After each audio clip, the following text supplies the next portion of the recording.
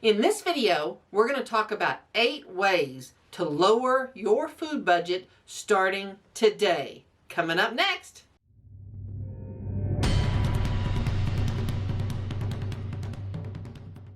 Hi everybody, my name is Dee Burks and this is Retirement Rescue, where we learn how to make money, save money, and live well in retirement. A while back, I did a video on 8 ways to save money. And one of those ways was lowering your food budget.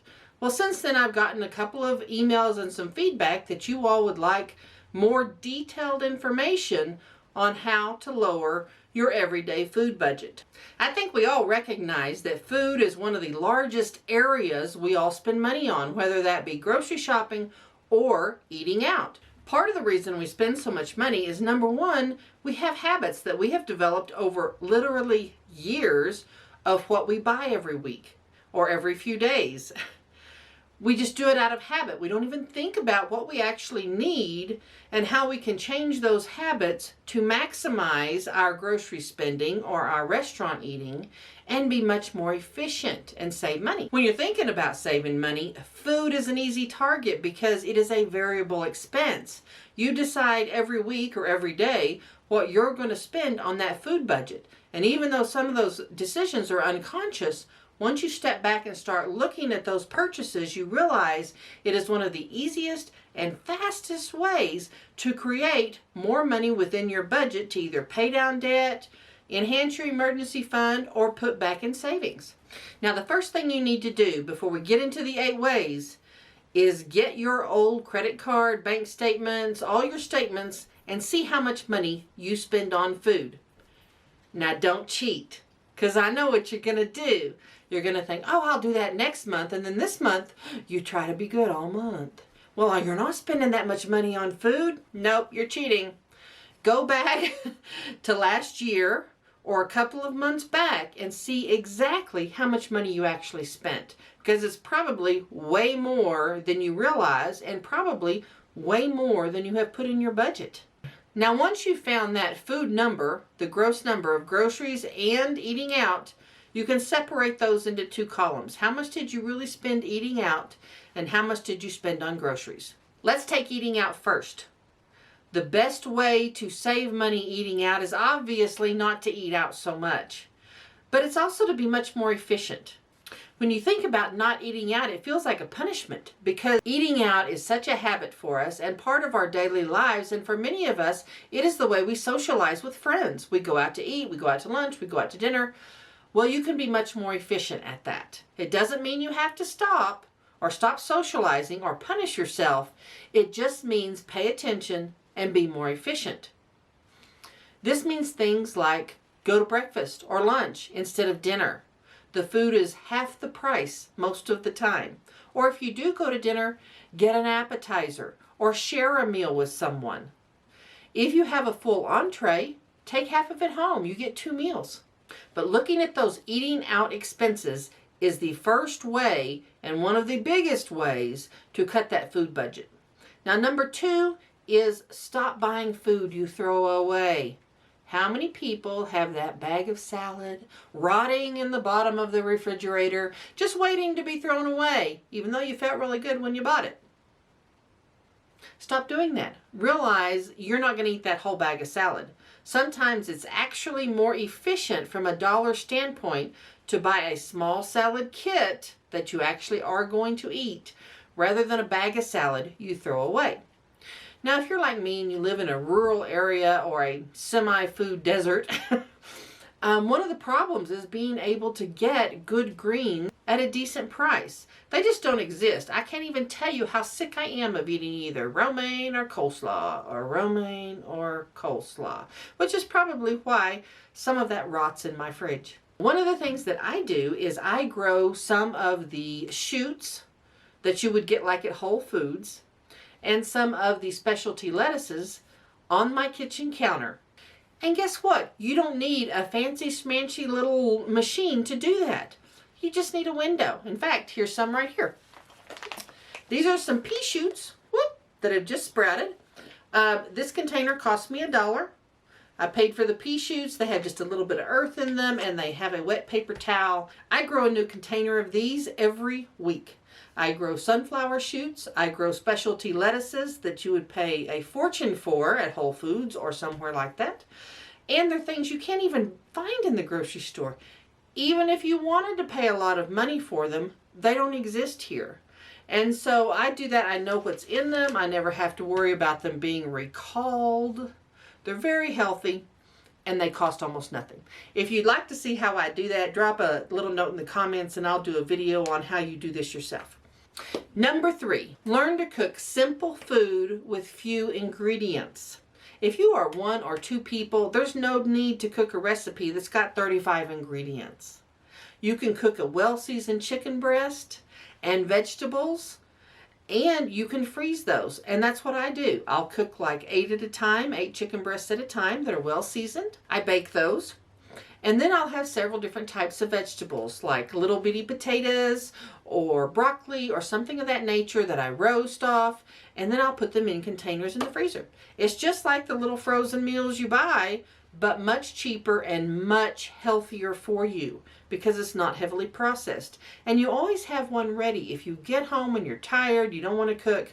I cook very rarely, and most of the times it's just on the weekends. And I'll just prep those meals. And that's a great way to save yourself a lot of money. So learn to cook plain, simple food that's tasty and healthy. Number 4, learn how to shop sales efficiently. Instead of going to the store every week and buying some chicken, buying some pork chops, buying some hamburger, and then buying some fish, you go and you see what's on sale. If chicken breasts are on sale this week, you buy enough to last 4 weeks. Next week, if hamburger is on sale, you buy enough to last 4 weeks. And you're able to rotate those throughout your week without spending maximum dollars for things that aren't on sale. And really, if you just step back and think about that, that's also true of staples like flour and sugar. Buy them when they're on sale. You know when you're going to need them. Buy them on sale, and then buy enough to last to the next sale. Almost everything goes on sale every 3 to 4 months, no matter what.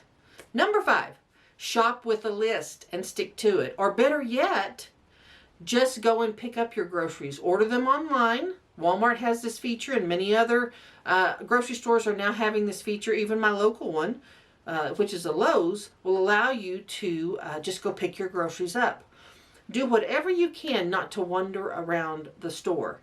That is how you get all those impulse purchases, the little Debbie's, the chips, all those little snacky foods. Order online or take a list and stick to it. And not only shop with a list, but shop less frequently. Instead of going every 2 or 3 days, go once a week or once every 2 weeks. The longer you can go without being in that store, the less likely it is you're going to rack up $10, $20, $30, $40 of extra purchases. Number 6, use your discount cards and your savings cards, not credit cards, discount cards and savings cards. You don't want to be paying interest on your grocery purchases. But if you get cash back and you pay that credit card off at the end of every month, that's a little different. But always use your savings cards. Most grocery stores, of course, they're tracking your spending, but most grocery stores will offer you a discount. They'll offer you a savings card. They'll offer special things for customers who use those savings cards, so pay attention to that and use those cards. Even if it saves you an extra 3 to 5%, that's an extra percentage off your entire grocery bill, so that's awesome. Number 7, and this is actually a big one, but it's beverages. And it's any kind of bottled beverage at the grocery store, like Coke, juice, anything that's bottled is going to cost you significantly more. And one of the biggest culprits, of course, is bottled water. Get yourself a filter. If you have not great water, and I have lived in a location where the tap water wasn't great before, get yourself something like a Brita filter. They work wonderfully. In fact, there's a link below if you want to get the type that I have used before. It was wonderful. But get you a filter. That will do just as much good and probably more good than any bottled water. Most bottled water is just simply municipal water from somewhere. And a lot of times that municipal water isn't great. So get yourself a filter and use regular tap water. Don't buy bottled things. If you like juice, get the concentrate and make the juice yourself. Don't buy the bottles. Now let's think about beverages in a restaurant setting. Those beverages can cost you $2 and $3 even for something like iced tea. Always have water with your meal. Don't have a Coke, don't have iced tea. The difference between water and iced tea is almost nothing cost-wise, but when you are charged for it, water may be free and that iced tea could be $3. Number 8, bad habits. And let's just address this head on. If you smoke, if you dip, if you drink, if you have any habit that is heavily taxed by the government, which is going to be anything that contains nicotine, anything that contains alcohol, those things are going to be heavily taxed. Not only can these habits damage your health, which you all know, but they absolutely significantly damage your wallet. I love a good glass of wine as much as the next person, but I drink that at home. I'll have friends over and we will enjoy that at home where it's very inexpensive comparatively to a restaurant. I mean, in a restaurant, you're paying $15 to $20 a glass, when if you were at home, you might pay $20 for the whole bottle or $40 for the bottle and have a whole entire bottle of wine. So be aware, those habits are costing you. A lot of people add those items onto their grocery bills, which is why I wanted to talk about it. Now, a little bonus here is coupons. I absolutely think you should use coupons, but only for things you regularly buy. Do not go buy something you've never bought before or that you don't normally buy just because you have a coupon. Coupons are there to get you to change your buying habits. They're not really there to save you money, let's be honest. But if you have a coupon for something you normally buy, then by all means use it. If you get a discount, if there are certain days that give you a discount, if there is an over 50, over 55 discount, use it. If there's a student discount, a teacher discount, use those discounts. Now, the real secret to saving money with food is just being aware. Being aware of your habits, being aware of how you can be more efficient and still enjoy things without spending money without thought. If you've enjoyed this video, please subscribe and share it with someone who could also use the information. Thanks so much.